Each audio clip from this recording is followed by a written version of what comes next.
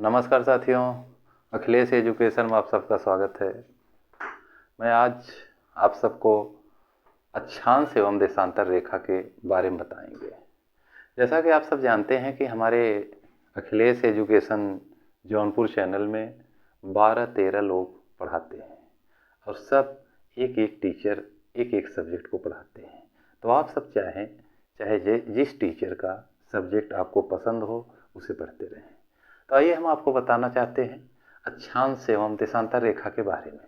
अक्षांश एवं देशांतर रेखा क्या है?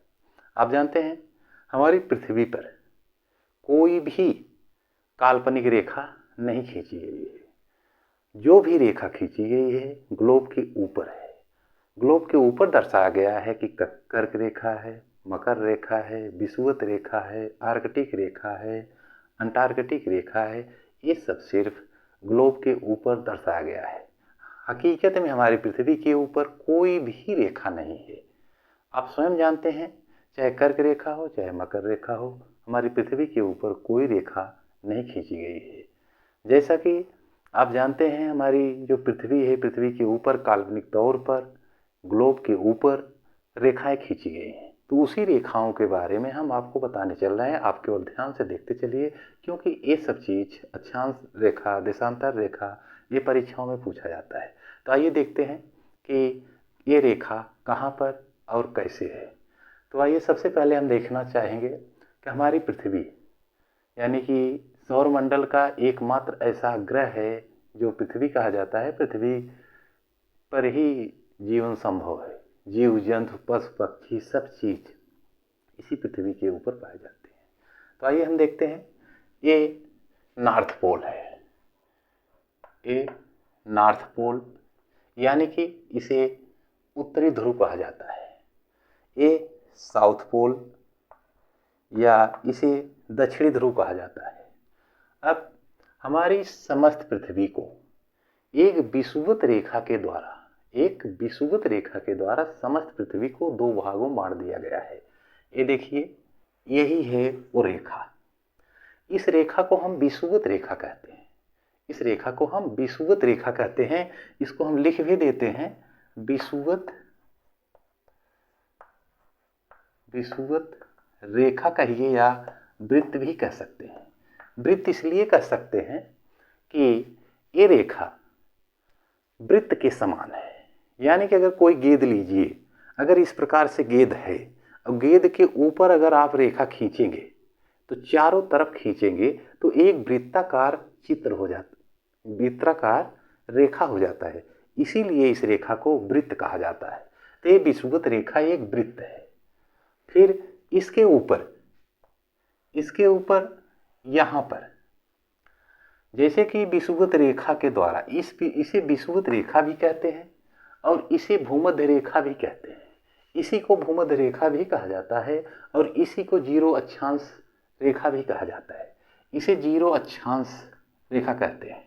और जीरो अक्षांश रेखा के ऊपर की तरफ, जीरो अक्षांश रेखा के ऊपर की तरफ यहाँ पे, यानी कि यहाँ से लेकर के नॉर्थ पोल तक इसे उत्तरी गोलार्ध कहा जाता है।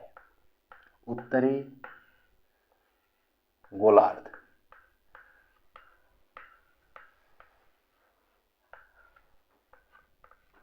इसे उत्तरी गोलार्ध कहते हैं। अब विषुवत रेखा के नीचे इसे दक्षिणी गोलार्ध कहा जाता है। इसे दक्षिणी गोलार्ध, इसे दक्षिणी गोलार्ध कहा जाता है। विषुवत रेखा के ऊपर उत्तरी गोलार्ध, विषुवत रेखा के नीचे दक्षिणी गोलार्ध। इसे दो भागों में बांटा गया है विषुवत रेखा के द्वारा। ये विषुवत रेखा खींच करके इसके माध्यम से ये दो भागों में बांटा गया है, जिसे हम कहते हैं विषुवत रेखा के ऊपर उत्तरी गोलार्ध, विषुवत रेखा के नीचे दक्षिणी गोलार्ध कहा जाता है। अब ये तो उत्तरी गोलार्ध हो गया, ये दक्षिणी गोलार्ध हो गया। अब क्या कहते हैं, जो विषुवत रेखा है इसे हम जीरो अंश कहा जाता है। जीरो अंश, इसे जीरो अक्षांश इसीलिए कहा जाता है क्योंकि बीच में है, इसी के कारण दो भागों डिवाइड हो गया है। अब यहाँ से आप देखेंगे हमारे समस्त समस्त पृथ्वी पर इस प्रकार से हर एक अक्षांश और दूसरे अक्षांश के अंतराल में, एक अक्षांश से दूसरा अक्षांश के दोनों के बीच में जो समांतर, यहाँ से यहाँ तक दोनों के मध्य में समांतर दूरी है। और इसी प्रकार से विषुवत रेखा से उत्तरी गोलार्ध तक, विषुवत रेखा से उत्तरी गोलार्ध तक 90 अक्षांश रेखाएं पाई जाती हैं। इसी प्रकार से ऐसे ये 90 अक्षांश रेखाएं इस प्रकार से पाई जाती हैं। 90 अक्षांश रेखाएं देख रहे हैं, ऐसे इस प्रकार से 90 अक्षांश रेखाएं समस्त इस ग्लोब पर 90 अक्षांश रेखाएं पाई जाती हैं। ग्लोब छोटा है, ये काल्पनिक तौर पर बनाया गया है, इसलिए इस पर 90 अक्षांश रेखाएं नहीं आएंगी, लेकिन फिर भी समझाने वाले अंदाज से हमने आपको बताया कि इस प्रकार से 90 अक्षांश रेखाएं विषुवत रेखा से उत्तरी गोलार्ध में नॉर्थ पोल तक 90 अक्षांश रेखाएं पाई जाती हैं। ये अक्षांश रेखाएं पूरब से पश्चिम की ओर खींची जाती हैं, पूरब से पश्चिम की ओर। ये पूरब से पश्चिम की ओर खींची जाने वाली समस्त रेखाएं अक्षांश रेखा कही जाती हैं। हर एक अक्षांश से दूसरे अक्षांश के मध्य में ये जो समांतर है, इसके बीच की दूरी होती है, एक अक्षांश से दूसरे अक्षांश के बीच की दूरी है 111 किलोमीटर। 111 किलोमीटर। ये सभी अक्षांश रेखाएं समांतर हैं, सभी अक्षांश रेखाएं समांतर हैं। अब इसके नीचे हम आएंगे। इसी प्रकार से दक्षिणी गोलार्ध में भी ऐसे समांतर में ही जितनी ऊपर उत्तरी गोलार्ध में 90 अक्षांश रेखाएं हैं, उसी प्रकार से दक्षिणी गोलार्ध में भी 90 अक्षांश रेखाएं समांतर खींची गई हैं। 90 अक्षांश रेखाएं समांतर ऐसे इसी प्रकार से खींची गई हैं। सब रेखाएं समान हैं, यानी कि 111 किलोमीटर सभी रेखाओं के मध्य में दूरी है। सभी एक रेखा से दूसरे रेखा के बीच में 111 किलोमीटर की दूरी है। तो ये हो गया आपका अक्षांश रेखाएं, इसे कहते हैं अक्षांश रेखाएं। अब हम आपको आगे बताने चल रहे हैं कि जैसे हमने बताया कि एक अंश, एक अक्षांश से दूसरे अक्षांश तक जो समांतर दूरी होती है और दूसरे अक्षांश तक जाने के बाद उसे दूसरा अक्षांश कहा जाता है। इसी प्रकार से दूसरा, तीसरा, चौथा, पांचवा लेकर के यहाँ तक 90 अक्षांश रेखाएं पाई जाती हैं। 90 अक्षांश रेखाएं पाई जाती हैं। ये 90 अक्षांश रेखाएं होती हैं। अब यहाँ विषुवत रेखा से हम ऊपर जाएंगे तो 23 और 24 रेखा के बीच में, 23 और 24 रेखा के बीच में यानी कि 23.5 अंश कहा जाता है, वहाँ पे कर्क रेखा स्थित है। ये मान लीजिए कि ये 23.5 है, माने कि 23 अक्षांश रेखा के बीच में और 24-23 के बीच में, तो ये आपको कहा जाएगा कर्क रेखा। ये कर्क रेखा है। कर्क रेखा कहिए या कर्क वृत्त कहिए। ये 23.5 अंश पर, 23.5 अंश अक्षांश पर ये रेखा स्थित है। कर्क रेखा किस गोलार्ध में स्थित है? कर्क रेखा उत्तरी गोलार्ध में स्थित है। फिर विषुवत रेखा के दक्षिण में, विषुवत रेखा के दक्षिण में भी 23.5 अंश, विषुवत रेखा के दक्षिण में भी 23.5 अंश अक्षांश पर, 23.5 अंश अक्षांश पर मकर रेखा स्थित है। मकर रेखा, चाहे मकर रेखा कहिए या मकर वृत्त भी कहिए, क्योंकि इसे इसलिए वृत्त कहा जा रहा है कि हमने आपको पहले ही बताया कि ये एक गेंदे के अनुसार चारों तरफ से रेखा खींची गई है, इसीलिए ये रेखाएं गोल हैं यानी कि वृत्ताकार हैं, इसीलिए इसको वृत्त कहा जाता है। तो विषुवत रेखा के बीच में, विषुवत रेखा जो बीच में है, इसके ऊपर की साइड उत्तरी गोलार्ध, विषुवत रेखा के नीचे की साइड दक्षिणी गोलार्ध कहा जाता है। विषुवत रेखा के ऊपर, विषुवत रेखा के ऊपर 66.5 अंश पर, 66.5 अंश पर आर्कटिक रेखा है। 66.5 अंश पर आर्कटिक रेखा है। ये आर्कटिक रेखा इसे कहा जाता है जो उत्तरी गोलार्ध में पड़ता है। आर्कटिक रेखा ये उत्तरी गोलार्ध में पड़ता है। उसी प्रकार से दक्षिणी गोलार्ध में 66.5 अंश पर, 66.5 अंश पर ही, 66.5 अंश पर ही अंटार्कटिक, अंटार्कटिक रेखा, अंटार्कटिक रेखा कहिए या अंटार्कटिक वृत्त कहिए, ये है। तो इस प्रकार से हमारे समस्त ग्लोब पर सामने की साइड में 90 विषुवत रेखा से उत्तरी गोलार्ध तक, विषुवत रेखा से नॉर्थ पोल तक 90 अक्षांश रेखाएं पाई जाती हैं। फिर विषुवत रेखा से साउथ पोल, विषुवत रेखा से दक्षिणी गोलार्ध तक 90 अक्षांश रेखाएं पाई जाती हैं। तो ये 90 उत्तरी गोलार्ध में, 90 दक्षिणी गोलार्ध में मिला के कितना हो गया? 180 अक्षांश रेखाएं। इस सामने की तरफ 180 अक्षांश रेखाएं हैं, फिर इसी के ठीक पीछे भी 180 अक्षांश रेखाएं हैं। तो सब मिलाकर के 360 अक्षांश रेखा होती है।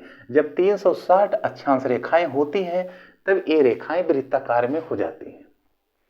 अब इस प्रकार से आप ये समझ गए हैं, ये अंटार्कटिक रेखा, मकर रेखा, विषुवत रेखा के दक्षिण में मकर रेखा है, विषुवत रेखा के दक्षिण में ही अंटार्कटिक रेखा है, और विषुवत रेखा के उत्तरी गोलार्ध में कर्क रेखा है 23.5 अंश पर, विषुवत रेखा के उत्तरी गोलार्ध में 66.5 अंश पर आर्कटिक रेखा है उत्तरी गोलार्ध में।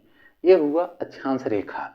अब आइए हम आपको देशांतर रेखा के बारे में बताते हैं। देशांतर रेखा क्या है, आइए इस पे बात करते हैं। ये देशांतर रेखा, ये हमारी काल्पनिक ग्लोब है, एक काल्पनिक ग्लोब है। ऊपर से आप देख रहे हैं, यहाँ पर भी ऊपर की साइड नॉर्थ पोल, नीचे की साइड साउथ पोल, यानी कि उत्तरी ध्रुव, दक्षिणी ध्रुव। अब सबसे पॉइंट की बात है कि देशांतर रेखा किसे कहते हैं? देशांतर रेखा किसे कहते हैं? उत्तरी ध्रुव से दक्षिणी ध्रुव को मिलाने वाली रेखा को क्या कहते हैं? देशांतर रेखा कहते हैं। और इसी प्रकार से आप ये जानते रहिएगा कि उत्तरी गोलार्ध से दक्षिणी गोलार्ध तक, दक्षिणी ध्रुव तक, उत्तरी ध्रुव से दक्षिणी ध्रुव तक मिलाने वाली रेखा को देशांतर रेखा कहा जाता है। और ये रेखाएं उत्तरी ध्रुव से खींची जाती हैं, दक्षिणी ध्रुव के पास आती हैं, लेकिन उत्तरी ध्रुव से खींची जाएंगी सब रेखाएं इस प्रकार से आकर के एक जगह ही मिल जाती हैं। इसलिए जितनी भी देशांतर रेखाएं होती हैं ये समांतर देशांतर रेखा नहीं होती है। क्यों? क्योंकि बीच में तो ये समांतर बनाती हैं विषुवत रेखा के पास, लेकिन उत्तरी ध्रुव के पास और दक्षिणी ध्रुव के पास समांतर नहीं रहती हैं, क्योंकि आकर के वहीं एक जगह मिल जाती हैं। तो आइए फिर देखते हैं आगे। ये आपका विषुव क्या कहते हैं? देशांतर रेखा।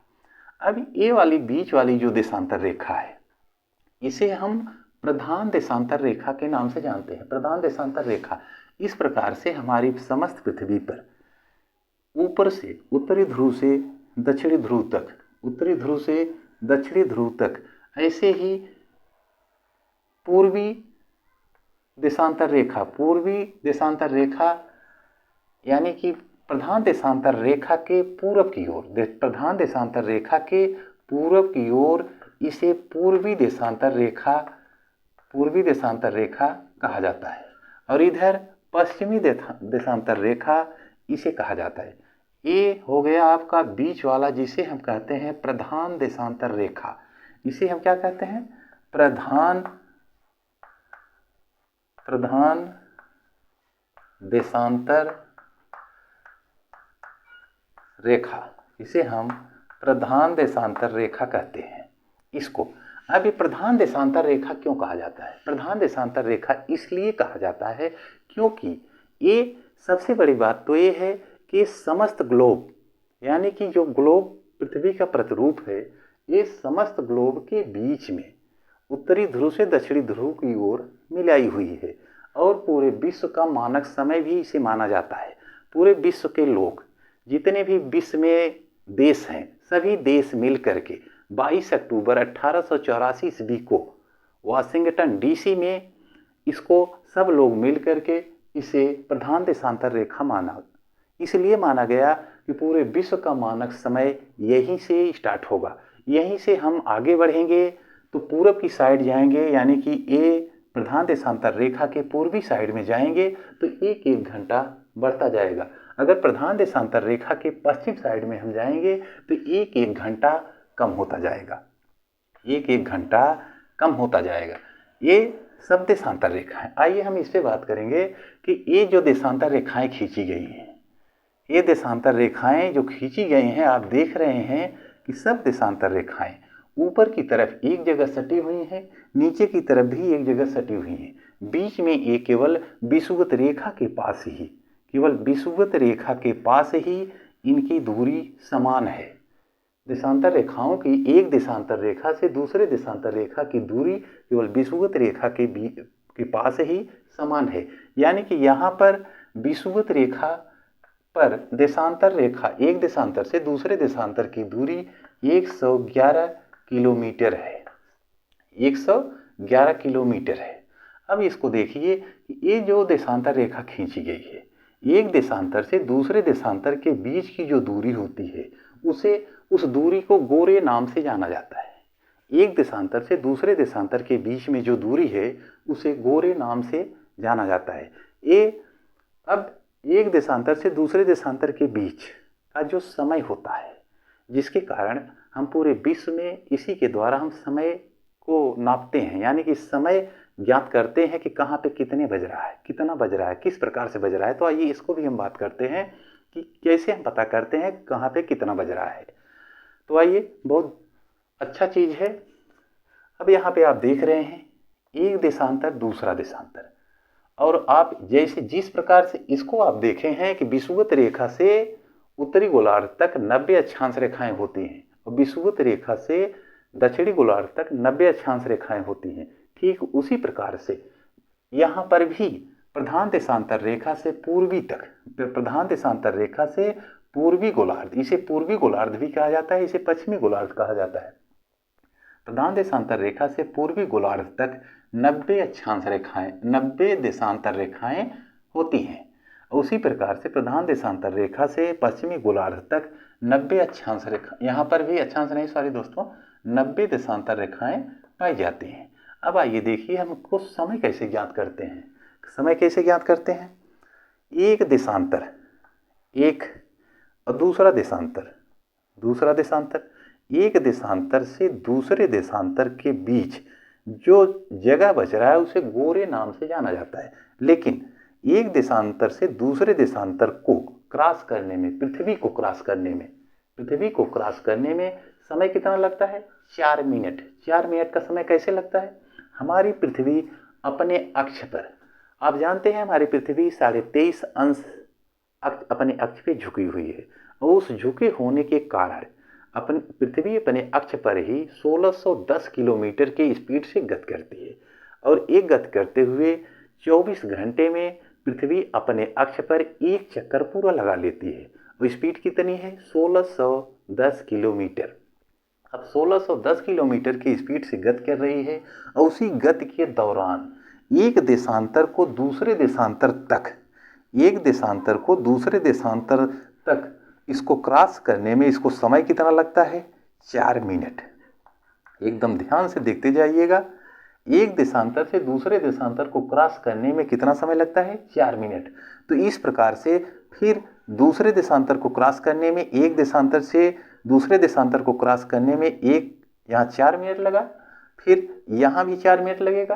तो इस प्रकार से एक देशांतर के अंतराल दूसरे देशांतर को क्रॉस करने में पृथ्वी को कितना समय लगता है? 4 मिनट।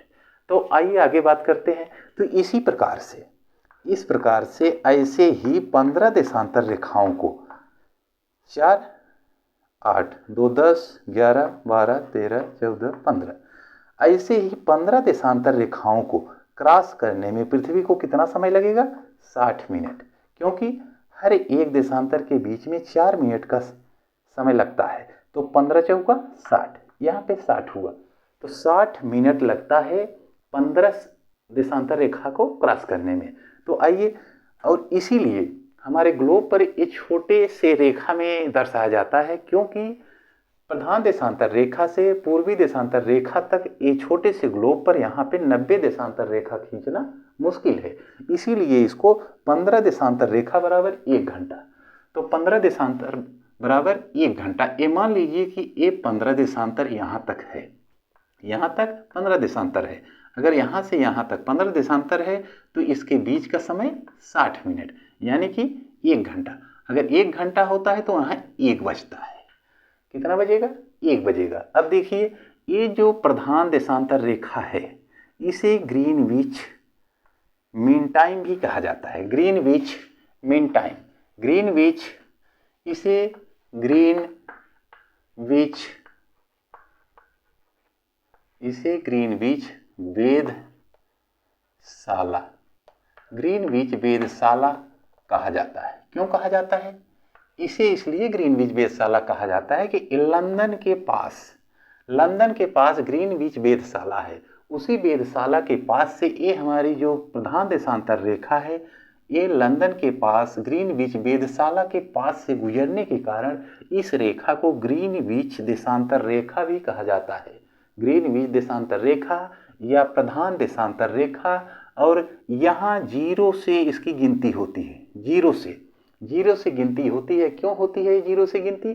क्योंकि यहीं से पूरे विश्व का मानक समय शुरू होता है और इसीलिए इसको 0 कहा जाता है। 0 का मतलब यहाँ पे 12 बजता है, यहाँ पे 12 बजता है। इसके आगे, इससे पूर्व की तरफ अगर आप जाएंगे तो प्रत्येक 15 देशांतर पर 1 घंटा होता है। प्रत्येक 15 देशांतर पर 1 घंटा होता है, यानी कि 15 देशांतर बराबर 1 घंटा। जहाँ पर 1 घंटा हो गया तो वहाँ पे 1 बजता है। फिर दूसरे देशांतर बराबर 30 देशांतर बराबर 2 घंटे, यानी कि 30 देशांतर पे 2 बजते हैं।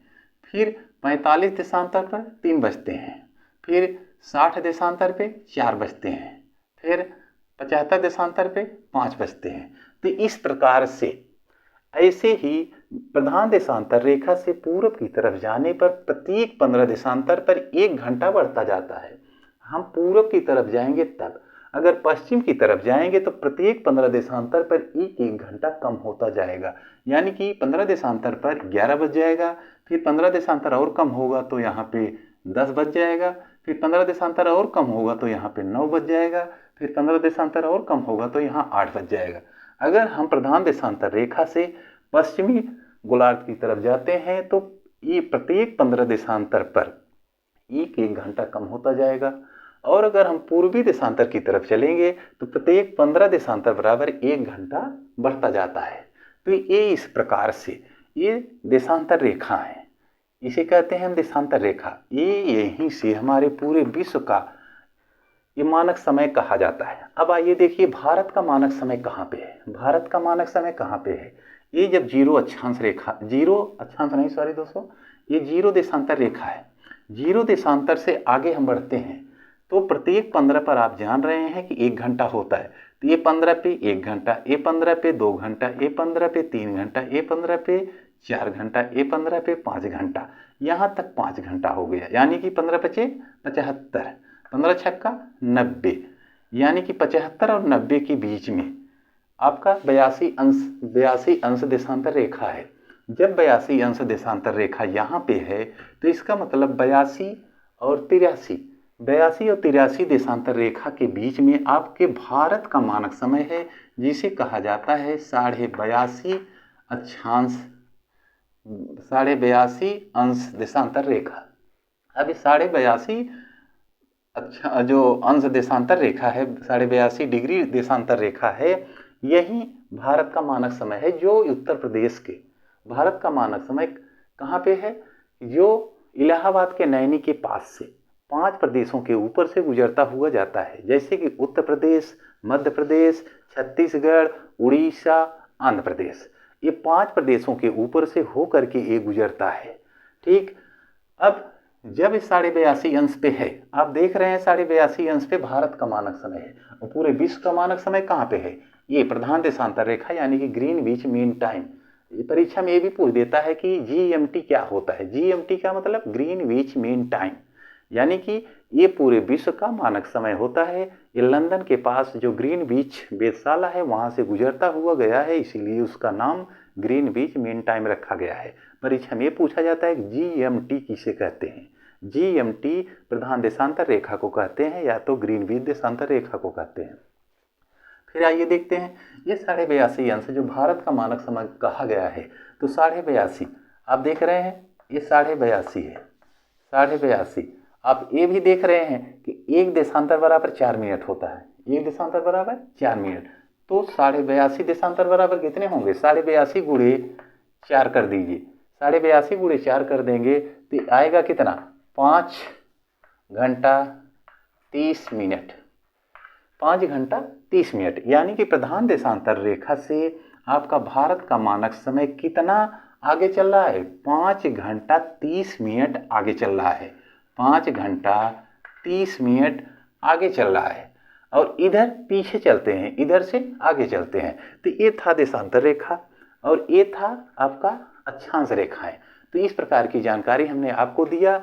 आप जानते हैं 24 घंटे में हमारी पृथ्वी 360 देशांतर रेखा घूम जाती है और एक देशांतर बराबर 4 मिनट होता है। और ये चीज जैसे कि 2 देशांतर के बीच की दूरी हमने बताया कि इसे गोरे नाम से जाना जाता है। और 1 डिग्री देशांतर जो होता है दूसरे डिग्री देशांतर के अंतराल पर जो बराबर यानी कि समांतर बीच में केवल होता है, लेकिन उत्तरी ध्रुव और दक्षिणी ध्रुव के पास समांतर नहीं होता है। तो ये सब हम आपको बताए अक्षांश एवं देशांतर रेखा के बारे में, ये ध्यान दीजिएगा। और दूसरी बात, ये आप देख रहे हैं दक्षिणी गोलार्ध में अगर मान लीजिए कि सूर्य यहाँ पे उगता है, अगर सूर्य यहाँ उगता है, देख रहे हैं सूर्य अगर उत्तरी गोलार्ध में उगता है तो सूर्य की रोशनी दक्षिणी गोलार्ध में तिरछी पहुंचती है। जब यहाँ पे तिरछी पहुंचती है तो यहाँ पे क्या होता है? यहाँ पे ठंड पड़ती है और उस समय सूर्य की रोशनी कर्क रेखा पे ठीक पहुंचती है। तो इसलिए जिस समय सूर्य उत्तरायण उगते हैं उस समय आपके भारत देश में उत्तरी गोलार्ध में गर्मी ज़्यादा पड़ती है, जिसके कारण आप देखे होंगे कि दिन बड़ा होता है। दिन जब बड़ा होता है, दिन कब बड़ा होता है? 21 जून को दिन सबसे बड़ा होता है। और 22 दिसंबर को क्या होता है? 22 दिसंबर को यहाँ पे सबसे बड़ी, यहाँ 22 दिसंबर को मकर रेखा पर क्या होता है? सबसे बड़ा दिन होता है। और अपने यहाँ क्या होता है? उस समय सबसे छोटा दिन होता है। और उस समय यानी कि जैसे ऑस्ट्रेलिया हो गया और दक्षिणी अफ्रीका हो गया, फिर दक्षिणी अमेरिका हो गया, वहाँ पर दिन बड़ा हो जाता है। क्यों? क्योंकि उस समय सूर्य जैसे कि उत्तरायण जब उगते हैं तो कर्क रेखा पर दिन बड़ा होता है, और जब सूर्य दक्षिणायन उगेंगे तब क्या होगा? तब मकर रेखा पर सूर्य की रोशनी सीधे पड़ेगी और जिससे क्या होगा? यहाँ पे दिन बड़ा होगा और रातें छोटी होंगी। तब उस समय यहाँ से रोशनी आपके पास, आपके भारत में बहुत तिरछी आएगी। तो जिससे क्या होगा? यहाँ पे क्या होता है? जब यहाँ पे रोशनी यानी कि इस समय सूर्य किधर उग रहे हैं? इस समय सूर्य दक्षिणायन है। अगर सूर्य दक्षिणायन उगते हैं तो अपने भारत देश में क्या होती है? ठंडी पड़ने लगती है। तो दोस्तों ये था अक्षांश रेखाएं और इधर था देशांतर रेखाएं। हमने आपको अक्षांश और देशांतर रेखा के बारे में बताया। कैसा लगा हमारा वीडियो? अगर वीडियो अच्छा लगा हो तो लाइक ज़रूर कीजिएगा। और जो भी सब्जेक्ट पढ़ना हो, हमारे इस कोचिंग में 12-13 टीचर हैं। आप सभी टीचर से जो भी सब्जेक्ट पढ़ना चाहें पढ़ सकते हैं। तो दोस्तों हम अगले क्लास में मिलेंगे, तब तक के लिए धन्यवाद।